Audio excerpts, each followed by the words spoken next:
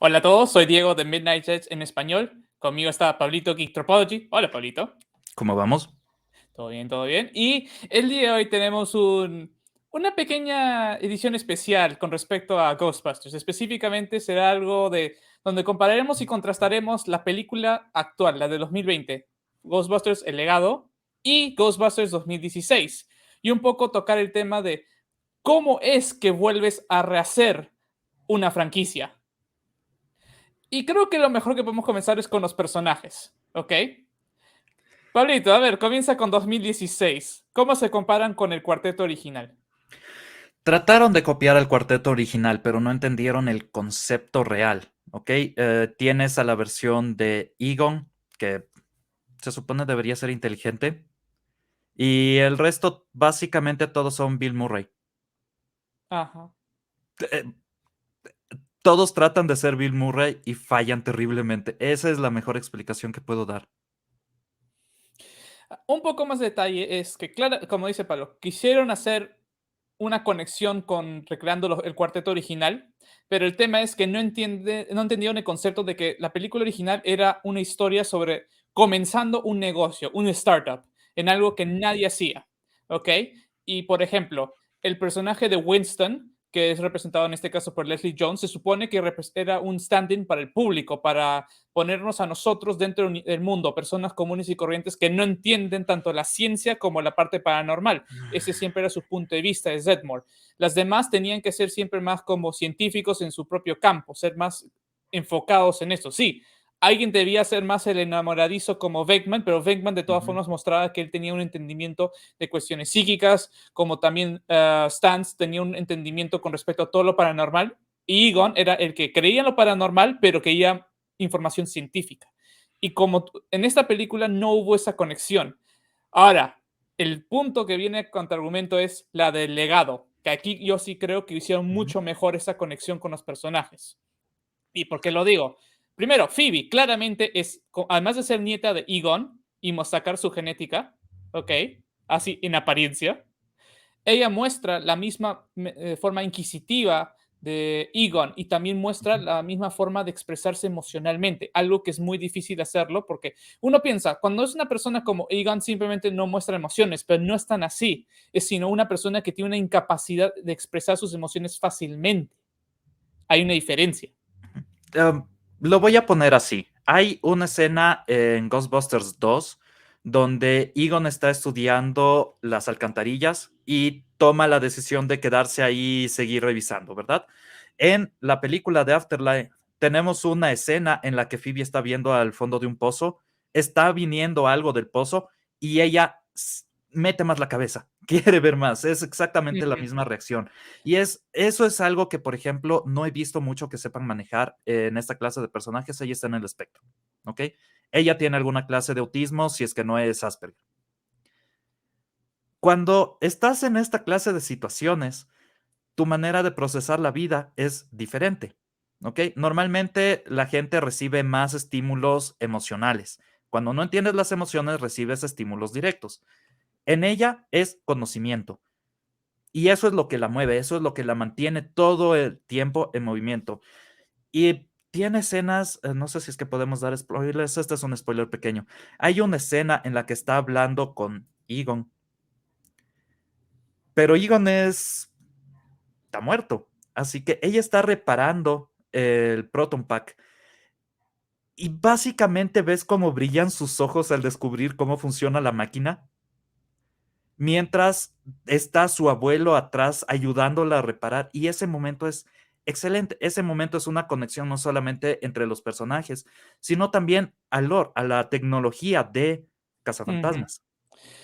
Bueno, un poco para pasar brevemente a los demás, lo más gracioso me pareció es de que el nieto de Egon fuera el stand-in para Venkman, porque muestra que es un genio mecánico, a pesar de tener 15 años, pero al mismo tiempo es un enamoradizo, igual que Venkman, Ujú. y que el mejor amigo de Phoebe sea también el mejor, como el Stans, o sea, su mejor amigo de ella y que sea un creyente en lo paranormal. Y que al final de esto el cuarteto termina con una chica que al nieto le gusta, ¿no? Pero ella está mucho más como es la chica trabajadora, no le importa. Aquí, mientras tanto, como por Podcast esta imagen, no tienen. Podcast es un excelente personaje. ¿Por qué? Porque él es básicamente un mini Alex Jones en entrenamiento. Entonces es excelente verlo.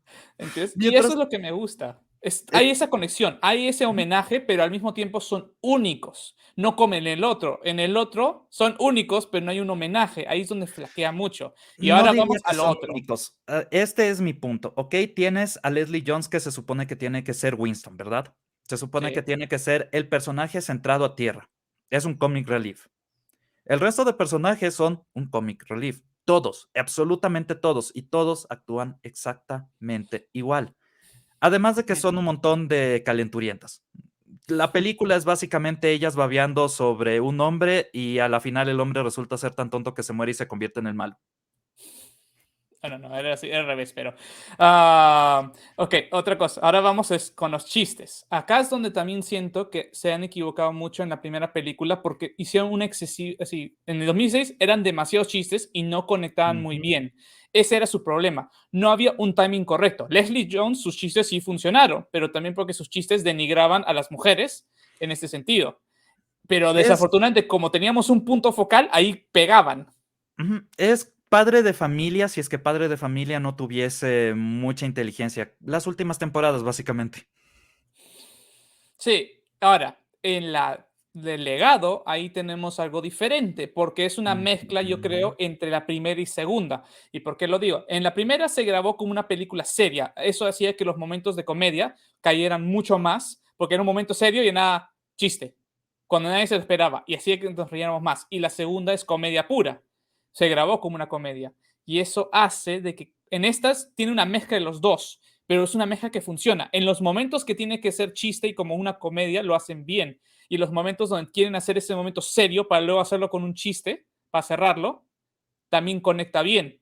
Tienen el Ujú. timing apropiado en la película para hacer esto funcionar. Y es algo que me gusta porque toma homenaje a las dos y su estilo de comedia únicos y trató de hacer esta algo más interesante, no solo ser una u otra. Ahora, la película Ghostbusters Afterlife no es exactamente como la primera película de Ghostbusters. No es una película de miedo con elementos cómicos. Es una película de aventura con elementos de miedo y elementos cómicos. Entonces cambia un poco. Tampoco se Ujú, parece tanto a la segunda película, porque la segunda película era básicamente un rehash de la primera. Era ujú, volver a las cosas que ya pasaron en la primera y tratar de hacerlas funcionar como una comedia. Esta, en cambio, trata de mostrarte corazón. Y solamente para decir, al principio de la película, yo tenía una pequeña duda. No creí que iban a ser los nietos de Aegon. Para ser completamente honesto, ni siquiera tenía la menor idea. Yo creí que iban a ser los nietos de Luis. ¿Sabes por qué? La primera persona que aparece hablando sobre el tema es Janine. ujú. ¿Cómo dejamos en Ghostbusters 2 la historia? Luis y Sí. Janine estaban empezando una relación. Entonces, ese momento fue un... ok, es Egon. Interesante, no creí que...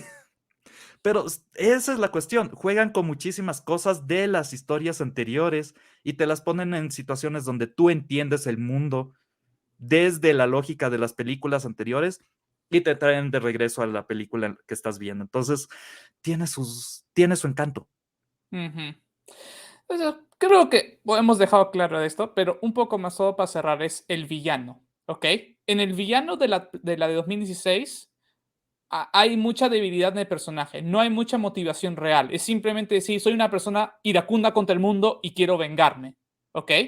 Ujú. Eso es lo que es, y es simplemente es eso, o sea, no hay mucha sustancia al villano, ¿ok? Podrías decir, no hay villano, solo Gokoso. Ni siquiera Wokoso, es lo opuesto a un Wokoso en teoría. Era una referencia, no hay Dana, solo Azul, pero bueno. Sí, pero solo digo, o sea, van a confundir, pero eso voy, o sea, es eso, no hay más allá de eso. Ahora, en Afterlife, aquí es la única, una de las pocas cosas que sí no me gustó mucho, en el Ujú. sentido del villano, era un poco, no vamos a spoilear quién es, porque quiero que la gente disfrute, pero es básicamente un rehash de la primera película, en ese aspecto, ¿ok? En todo Mm, sentido. no.